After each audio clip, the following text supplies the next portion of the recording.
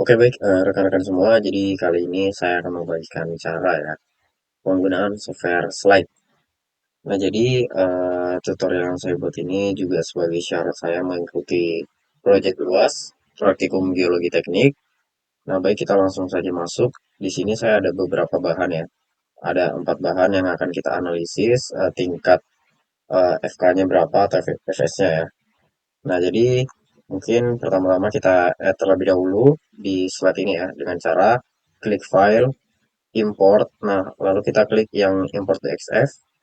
Kita add dulu external boundary-nya. Nah, di sini kan ada 4 data ya yang harus kita olah. Nah, kita masukkan di file original dulu. Kita open. Nah, ini merupakan external boundary dari file original ya. Kita klik file lagi, kita import, import DXF, lalu material boundary. Materialnya kita lihat di boundary ini, lalu kita import yang origin, yang sama seperti tadi ya. Lalu open. Nah, gini dia hasilnya. Oke. Nah, lalu jangan lupa mungkin kita save terlebih dahulu ya.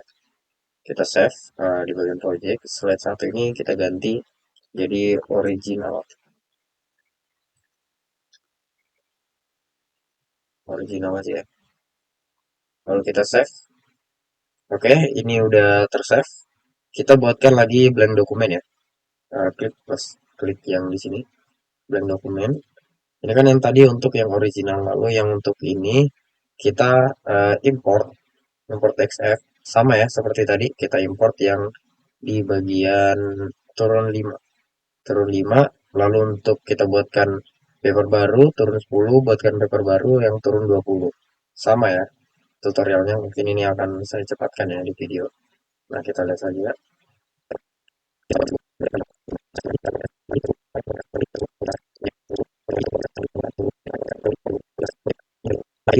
Import ya di sini yang ini yang original, ini turun 5 ini turun 10 ini turun 20. Mungkin yang turun 10 sama 5 nggak kelihatan ya. Oke, kita langsung saja mungkin masuk di original. Nah, lalu step kedua yang harus kalian lakukan yaitu kalian membuat material-materialnya, membedakan semua material ini ya. Nih, untuk materialnya sudah ada namanya. Nah, di sini jadi ada beberapa material yang perlu kita buat atau kita add. Itu ada topsoil, gravelly sandstone, siltstone, clayed sand, clean sand, dan coal.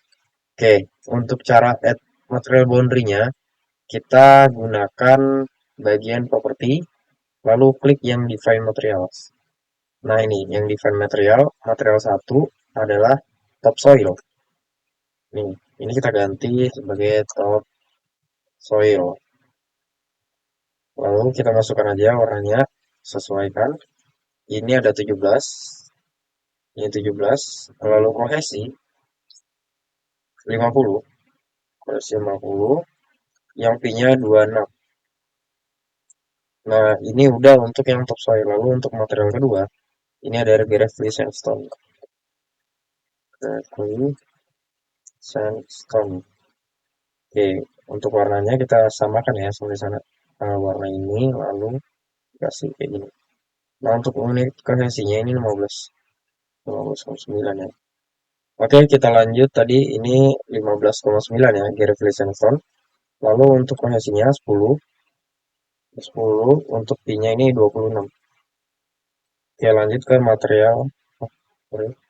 Ini kita pakai titik.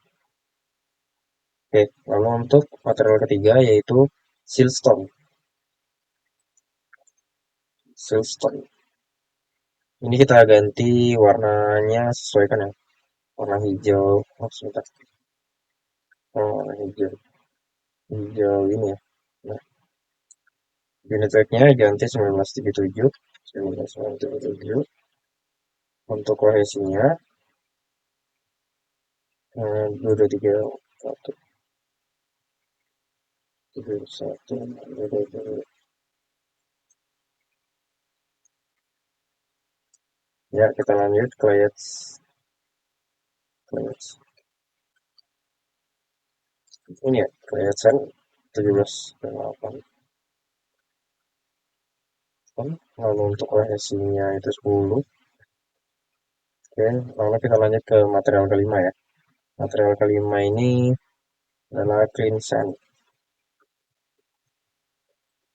Clean sand. Warnanya ya, warna kuning. Kuning itu ininya berapa? Oh ini sama semua ya.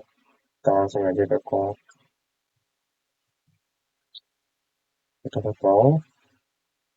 Kita warnakan hitam. Unit weight-nya 11,3. Kohesinya itu 8,8. 8. Untuk fee-nya itu adalah 11,3.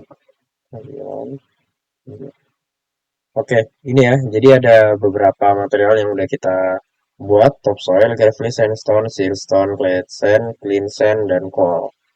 Kita oke aja. Nah, ini awalnya memang warnanya seperti ini ya. Nah, untuk mengubahnya sesuai dengan yang ada di ketentuan seperti ini ya, ketentuannya. Nah, itu kita dengan cara klik di bagian property, lalu assign property. Nah, ini ya, kita masukkan gravelly sandstone di sini tadi. Ini siltstone, di sini clay,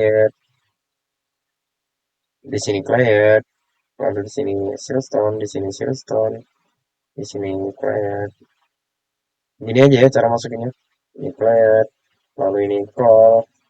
Oke, lalu kita pindah ke sini lagi. Ini eh sorry sorry. Ini tadi ini coal, terus yang ini clean sand, yang ininya siltstone, ininya clay sand. Nah, nah gini ya saya rasa tadi. Oke, udah benar ya. Oke, udah benar ya. Oke, jadi ini kan sudah semua ya untuk yang di bagian original. Nah, itu kita lakukan juga yang sama ke turun 5, turun 10, dan turun 20. Oke, kita lakukan ya di sini.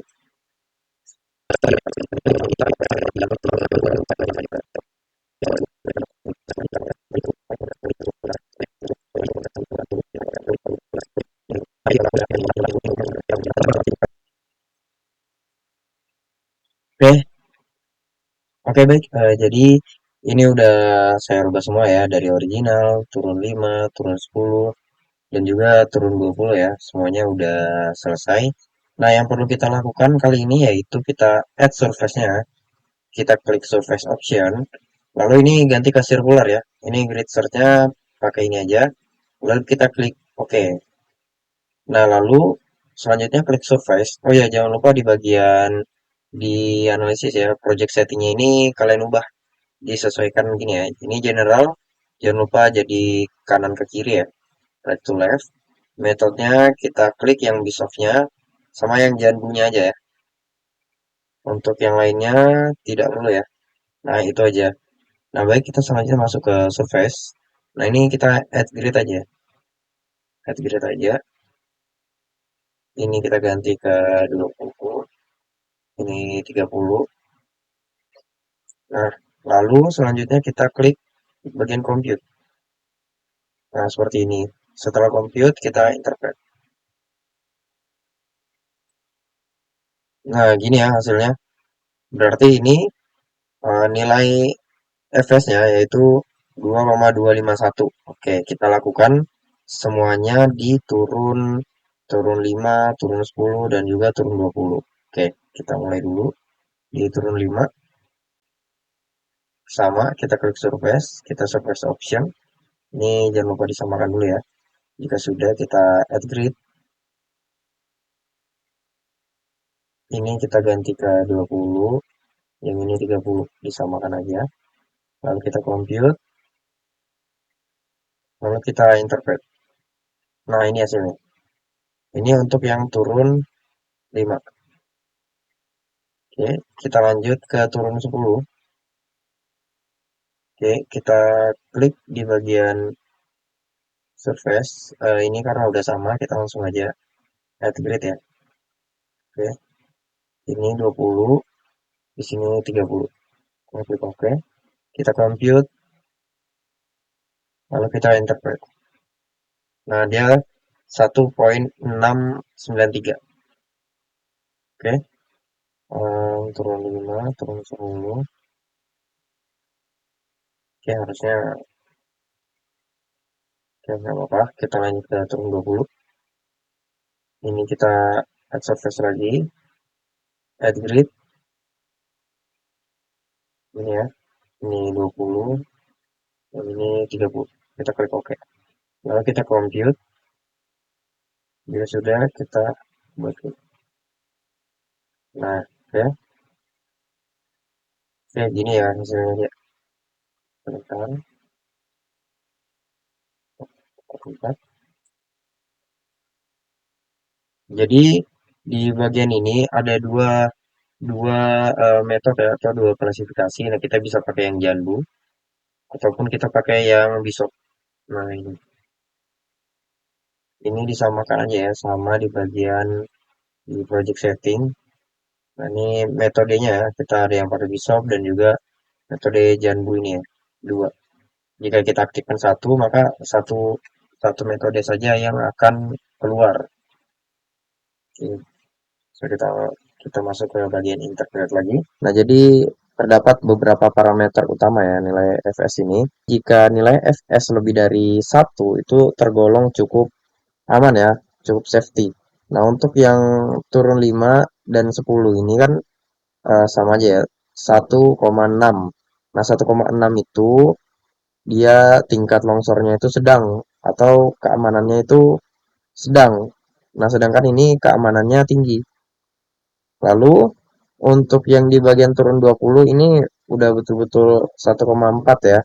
Jadi di bawah 1,5 itu berarti walaupun terbilang masih sedang, namun sudah sangat memungkinkan kita bilang di daerah lereng ini masih bisa terjadinya longsor atau tingkat FPS-nya, keselamatannya itu kurang seperti itu ya. Nah, jadi perbedaan antara original, turun 5, turun 10, turun 20 itu memiliki hubungan tersendiri. Dikarenakan juga penambahan kedalaman meningkatkan tinggi lereng keseluruhan dan menambah beban gravitasi ya atau driving force pada masa batuan. Nah, dari hasil 4 skenario ini ya, bisa kita simpulkan bahwa penambahan kedalaman tambang berbanding terbalik dengan kestabilan lerengnya atau tingkat FS-nya ya. Ini menjadi faktor pengontrol utama ketidakstabilan karena parameter kekuatannya itu sangat rendah pada skenario di 20 meter ya. Lereng mencapai titik kritisnya di mana gaya pendorong melampaui gaya penahan material yang di mana ini akan menyebabkan eh, safety faktor keamanannya ini berkurang karena dia memang benar-benar udah turun di batas pendorong yang melampaui gaya penahan materialnya. Nah, seperti itu untuk penggunaan software Slab ini ya, rekan-rekan semua. Sekian mungkin dari saya. Jika ada kesalahan, mohon dimaafkan. Sekian, terima kasih.